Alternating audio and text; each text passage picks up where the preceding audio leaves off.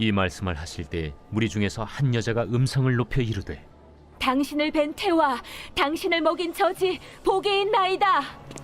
오히려 하나님의 말씀을 듣고 지키는 자가 복이 있느니라. 무리가 모였을 때 예수께서 말씀하시되 이 세대는 악한 세대라 표적을 구하되 요나의 표적밖에는 보일 표적이 없나니 요나가 니느웨 사람들에게 표적이 됨과 같이 인자도 이 세대에 그러하리라. 심판 때에 남방 여왕이 일어나 이 세대 사람을 정죄하리니 이는 그가 솔로몬의 지혜로운 말을 들으려고 땅 끝에서 왔음이거니와 솔로몬보다 더 큰 이가 여기 있으며 심판 때에 니느웨 사람들이 일어나 이 세대 사람을 정죄하리니 이는 그들이 요나의 전도를 듣고 회개하였음이거니와 요나보다 더 큰 이가 여기 있느니라. 누구든지 등불을 켜서 움속에나 말 아래에 두지 아니하고 등경 위에 두나니 이는 들어가는 자로 그 빛을 보게 하려 함이라. 내 몸의 등불은 눈이라. 내 눈이 성하면 온 몸이 밝을 것이요 만일 나쁘면 내 몸도 어두우리라. 그러므로 내 속에 있는 빛이 어둡지 아니한가 보라. 내 온 몸이 밝아 조금도 어두운 데가 없으면 등불의 빛이 너를 비출 때와 같이 온전히 밝으리라. 샬롬, 반갑습니다. 오늘도 큐티로 여는 기막힌 하루입니다. 오늘 나눈 말씀은 누가복음 11장 27절에서 36절 말씀으로 더 큰 이가 여기 있느니라는 제목의 말씀을 나누도록 하겠습니다. 오늘 더 큰 이가 여기 있느니라는 말씀을 통해 우리에게 어떤 말씀을 하고 있는지 한번 살펴보도록 하겠습니다. 첫 번째는 말씀을 듣고 지키는 자입니다. 28절에 예수께서 이르시되 오히려 하나님의 말씀을 듣고 지키는 자가 복이 있느니라 하시니라 라고 합니다. 예수님이 말씀하실 때 한 여자가 예수님을 낳고 키운 여자가 복이 있다며 말을 하고 있습니다. 예수님의 모친에 대한 이 여자의 친송은 주님의 가족을 존귀히 표현한 이야기입니다. 당시 문화에서 아들의 업적들을 통해 그 엄마를 존귀하게 칭송하는 것이 유별난 것이 아니었습니다. 그러나 예수님은 이 칭송을 무엇이 삶에 있어서 참되고 진정한 축복인 것인지 선포하는 또 다른 기회로 말씀을 하고 있는 것입니다. 그것은 하나님의 말씀을 듣고 순종하는 사람이 진정 복된 사람이라고 말씀하십니다. 예수님은 하나님을 받아들이는 것이 얼마나 중대한 것인지 말합니다. 성경이 지시하는 그대로 이루어질 것을 받아들이는 사람이 복이 있는 것입니다. 하나님 안에서의 참된 가족은 누가복음 8장 21절에 이렇게 말합니다. 예수께서 대답하여 이르시되 내 어머니와 내 동생들은 곧 하나님의 말씀을 듣고 행하는 이 사람들이라 하시니라 라고 합니다. 그래서 하나님의 말씀을 듣고 행하는 사람들이 참된 가족이라고 합니다. 예수님은 육적인 혈연의 관계에 연연하지 않고 하나님의 말씀을 듣고 행하는 자만이 예수님의 진정한 가족이 될 수 있다고 말씀하십니다. 그래서 참으로 복된 것은 예수님의 말씀을 듣고 순종함으로 순종하는 사람들인 것입니다. 우리들은 성경 말씀을 진리로 믿고 따라가야 합니다. 그리고 날마다 우리에게 주시는 하나님의 말씀을 들으면서 그 말씀에 반응하며 순종하고 또 적용하는 삶으로 이어가야 하는 것입니다. 적용 질문으로는 믿음보다 눈에 보이는 다른 것에 마음을 빼앗기진 않나요? 매일의 말씀을 듣고 순종하며 적용하고 있습니까? 두 번째로는 요나의 표적밖에 보일 표적이 없는 것입니다. 29절, 32절의 말씀에 무리가 모였을 때에 예수께서 말씀하시되 이 세대는 악한 세대라 표적을 구하되 요나의 표적밖에 보일 표적이 없나니 심판 때에 니느웨 사람들이 일어나 이 세대 사람들을 정죄하리니 이는 그들이 요나의 전도를 듣고 회개하였음이거니와 요나보다 더 큰 이가 여기 있느니라 라고 합니다. 사람들은 예수님이 하나님으로부터 온 사람인 것을 증명하기 위해 하늘로서 온 표적을 구합니다. 예수님은 이 세대를 악한 세대라며 책망을 합니다. 예수님은 표적 대신에 요나의 표적밖에 어떤 표적도 볼 수 없다고 말씀하십니다. 요나가 밤낮 사흘을 큰 물고기 뱃속에 있었던 것처럼 예수님도 밤낮 사흘을 땅속에 있을 표적, 즉 십자가에서 죽으시고 사흘 만에 부활하실 표적 외에는 보여줄 표적이 없다는 것입니다. 십자가의 죽음과 부활의 표적은 예수님이 보여줄 최고의 표적인 것입니다. 예수님은 요나의 표적을 말씀하시며 자신이 요나보다 더 큰 이라고 말씀하십니다. 요나의 표적은 예수님의 죽음을 예표한 것으로 실제 예수님의 죽음이 그림자인 요나의 표적보다 더 큰 것입니다. 요나는 니느웨 사람들을 회개와 믿음으로 불렀습니다. 니느웨 사람들은 요나의 짧은 설교를 믿고 순종했습니다. 요나는 니느웨 사람들이 파멸을 당하기 직전에 믿음과 회개로 인도합니다.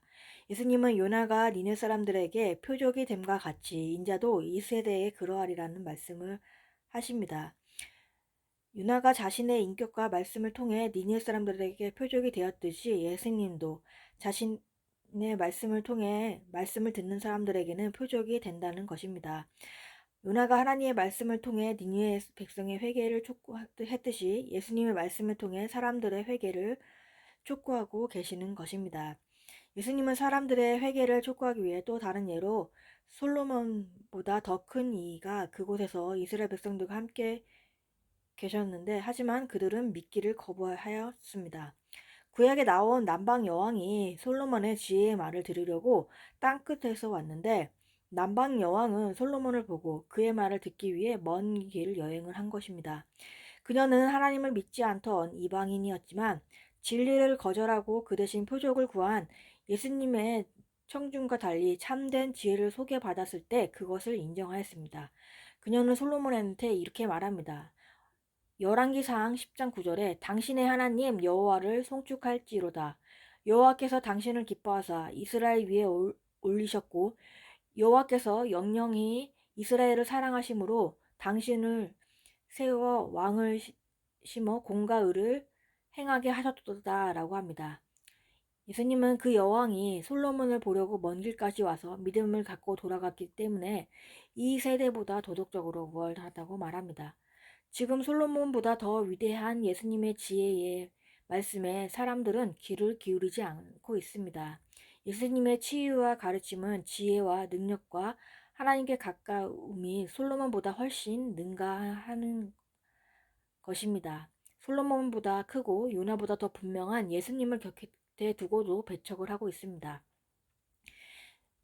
이 예수님의 말씀을 듣지 않는 자는 요나의 말을 듣고 회개한 니느웨 백성과 솔로몬의 지혜의 말을 들은 남방 여왕에서 심판의 메시지를 듣게 되는 것입니다.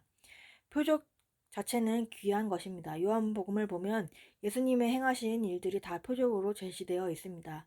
표적은 귀하지만 표적을 통해서 메시아를 발견하고 믿지 않을 때는 표적은 단순히 기적에 불과하게 되는 것입니다. 메시아는 기적가에 불과한 인물이 되는 것입니다. 표적을 통해서 그 안에서 메시아를 깨닫고 말씀을 깨닫는 것이 표적을 바로 보게 되는 것입니다. 주님이 주신 표적을 통해서 그것이 가리키는 진리를 깨달아야 하는 것입니다. 표적 위에 표적을 계속 구하는 것은 표적 불감증에 걸리면 안 되는 것입니다. 예수님께서는 요한복음 20장 29절에 도마에게 이렇게 말합니다. 예수께서 이르시되 너는 나를 본고로 믿느냐 보지 못하고 믿는 자는 복되도다 라고 말씀을 하십니다.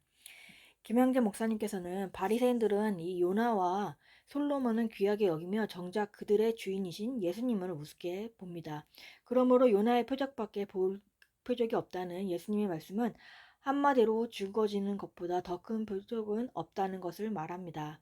믿지 않은 가족, 믿음을 핍박하고 조롱하는 사람에게 보여줄 것은 내가 죽어지는 것밖에 없고 그들과 다투며 논쟁하지 말고 끝없는 희생과 용서로 십자가 지는 삶을 보여주는 것이 최고의 표적이고 내가 살아나는 길이라고 말씀을 하십니다. 그래서 우리도 우리 삶 가운데 죽어지고 십자가에 지는 것이 어렵습니다. 그래서 우리가 구원을 위해서 그 수치를 잘 감당하며 죽어져서 예수님의 표적을 보이는 우리들이 되기를 바랍니다.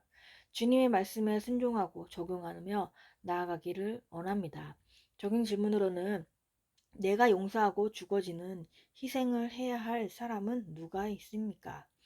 세 번째로는 내 속에 빛이 어둡지 않게 해야 하는 것입니다. 33절에서 35절에 누구든지 등불을 켜서 움속에나 말 아래 두지 아니하고 등경 위에 두나니 이는 들어가는 자로 그 빛을 보게 하려 함이라.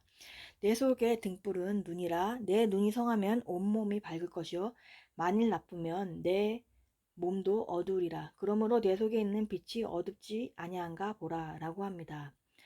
예수님은 자신의 가르침을 등불에 비유하시는데 고대 세계에서 등불은 촛불이거나 기름 등불이었습니다. 누구든지 불빛이 가려지는 곳에 등불을 두고자 켜지는 않습니다. 불을 켜면 등잔에 두는데 이것은 빛을 발할 수 있는 곳입니다. 그러므로 예수님의 가르침은 모든 사람들이 볼 수 있도록 만들어진 빛인 것입니다. 주님의 말씀의 내용은 숨기거나 감추어지도록 고안된 게 아니라 하나님은 예수님을 통해 하나님의 약속을 드러내고 계시하도록 하는 것입니다. 눈은 빛이 사람의 내면의 마음에 도달할 수 있는 수단인 것입니다. 건강한 눈은 빛을 받아들이지만 건강하지 않은 눈은 사람을 어둠 속에 두게 되는 것입니다. 마태복음의 6장 22절을 현대인의 6장 22절과 23절을 현대인의 성경으로 보면은 눈은 몸의 등불이요. 그러므로 내 눈이 깨끗하면 내 온몸이 밝을 것이요. 내 눈이 악한 생각과 욕망으로 흐려져 있다면 너는 심한 어둠 속에서 헤매게 될 것이요. 그 어둠을 어찌 이루 다 말하랴 라고 합니다.